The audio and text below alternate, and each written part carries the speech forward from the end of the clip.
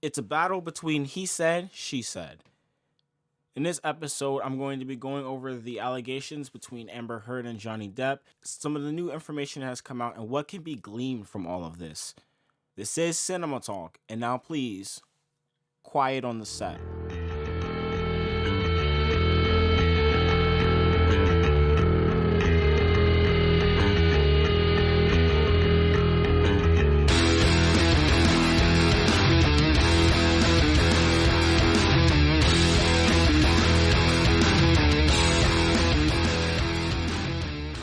Hello. My name is Ayinde once again, and I'm joining you for the, I believe, fourth time with Cinema Talk, movie talk for college movie fans.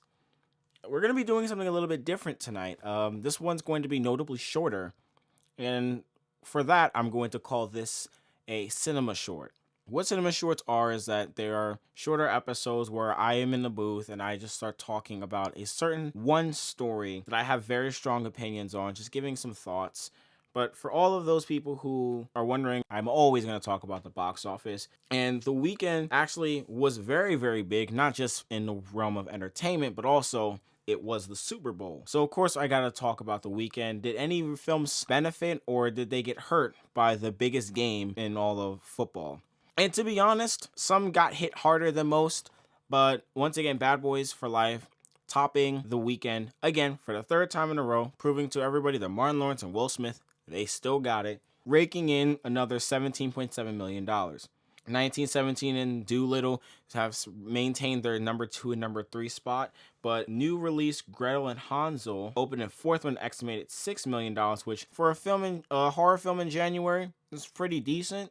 However, the biggest bomb of the weekend, of course, is the rhythm section, making just $2.8 million. It was the worst opening for a film debuting in over 3,000 locations. To call this film a flop is a bit of an understatement, but hey, you know what? We got Birds of Prey coming up, and we could see a resurgence in the box office, but industry expectations are actually saying that that may not be the case. And so with all this box office talk out of the way, I think it's time we get into something that's a little bit serious and something that I think people need to talk about more of, not just in podcasts, but also just in general, just in day-to-day conversations. And that's how we handle people talking about abuse and what do we do about those that lie. For those of you who are unaware of this story, it is, of course, the Amber Heard Johnny Depp battle. For context, Amber Heard and Johnny Depp got married a couple years ago, and they had divorced. So what had happened after that was awful in a lot of ways, but more so, Amber Heard began to accuse Johnny Depp, those of you who don't know, obvious Pirates of the Caribbean, a Grindelwald from the Fantastic Beasts movies, and Amber Heard of Aquaman fame. Amber Heard began to accuse Johnny Depp of being an emotional and physical abuser, assaulted her. She had showed pictures of bruises on her face and other stuff, and she would go on news outlets that would run the story and talk about how much he hit her and all that other stuff. And that went on for a while until Johnny Depp came back and said, no, that's the exact opposite. In fact, you were the one that was hitting me. So there's been this giant he said, she said battle. Like, honestly, at a point I was like thinking to myself, this is just talk. It's either promoting something or it's just talk. Neither one of them wants to be right. And right now, I'm not going to take anybody's word until I get some actual tangible evidence that supports one or the other.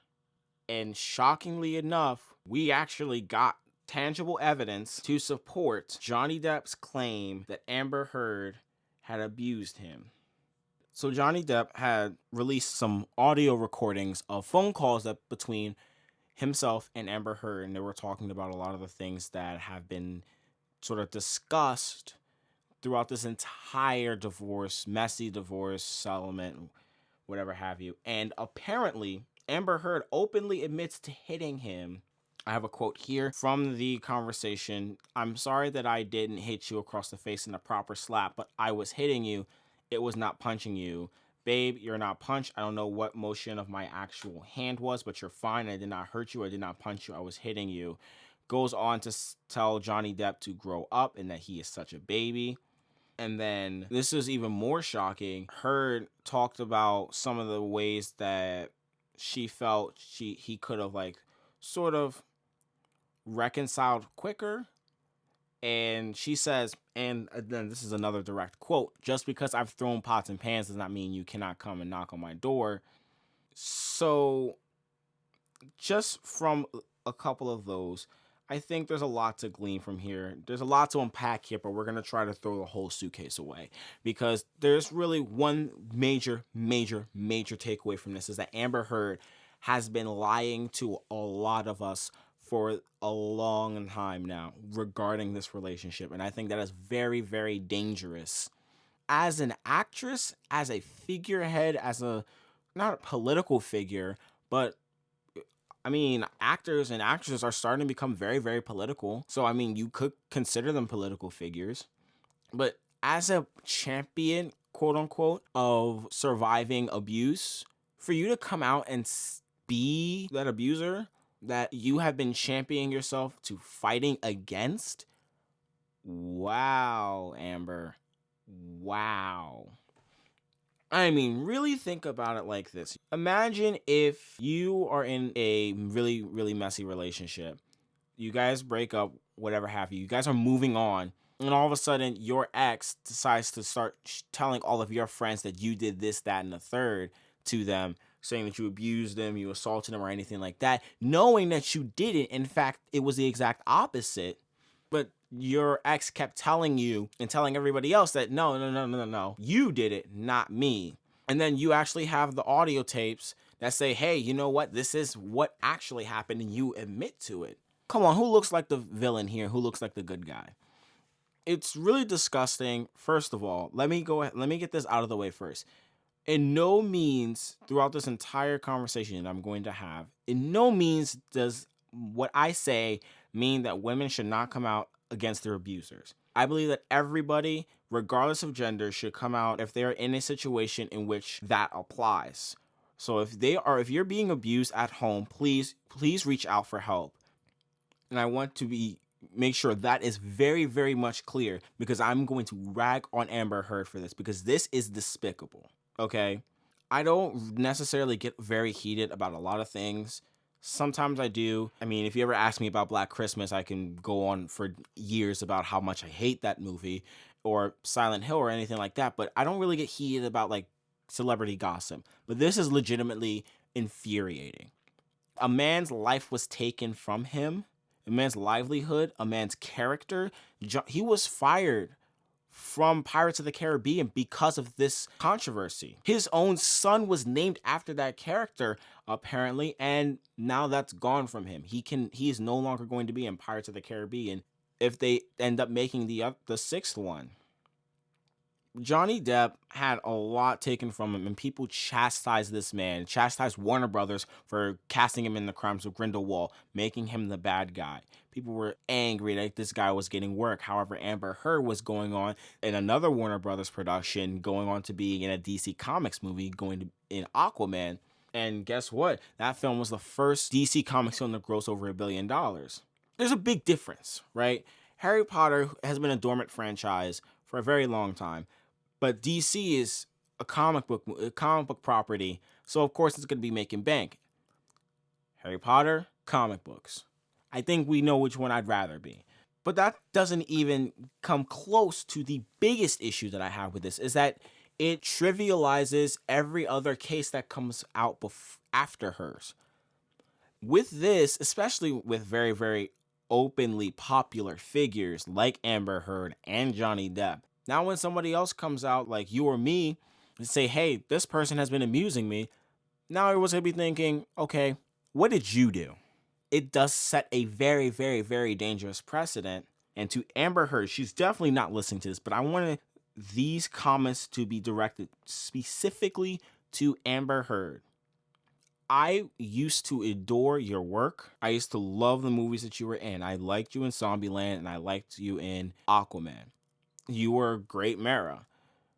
Luckily, I can separate myself and separate art from artist. I will still enjoy your work, but you as a person are a horrible, disgusting human being. To actively lie and try to take a man's life away, knowing you were the person that was injuring this man, where numerous people came out against you and we're telling people that Johnny Depp is not the person that you are saying that he is, and yet you still tout that. You still say that, no, what I'm saying is the truth, what everyone else saying isn't. For you to do all of that and then have phone calls released that's saying that you were the one that was hitting him, you were the one that chopped his finger, and that you have a spokesperson for you come and say that you are still the victim, that's despicable, that is low, that is a villainous move. Only villains do that, trying to place the blame on somebody else when they know they got caught. Johnny Depp has been an actor that has been slept on because of situations like this, where people want to call this man out, get mad at this guy for being in a role, and then lose him work, yet the person that's been hurting him is getting praise. She's being a spokesperson for abuse. She's in Aquaman. But I think it raises a bigger question, a broader context has been reached with this scenario, and that is call out culture and sort of this new Twitter trend where you dig up people's old tweets and other things like that to sort of discredit somebody. And I'm going to go ahead and denounce that right now. That is not cool. People change. People are not the same as they were in decades ago. We saw with Kevin Hart lost his Oscar host gig, something that he was looking forward to for a long time because of a joke that he has said about his son being gay. It was a joke. Dude has learned from that. He doesn't make those kind of jokes anymore. Not that I've heard, at least. Same thing with James Gunn. He made some very, very, very edgy tweets. Lost Guardians of the Galaxy Volume 3. Granted, he's back, but he was gone for a very long period of time because of this. Dave Chappelle, Louis C.K., all these other guys, people that we're familiar with. You got Twitter digging up some of their old stuff and saying, oh, hey, you're going to discredit this person because this person did A, B, or C, or said A, B, or C, or this person said that this person did A, B, or C. Okay, now, Louis C.K. is an exception. He even openly admitted that he did some things that were very morally questionable. It's so unhealthy to try and dig up some people's old Twitter for no reason other than you want to discredit this person.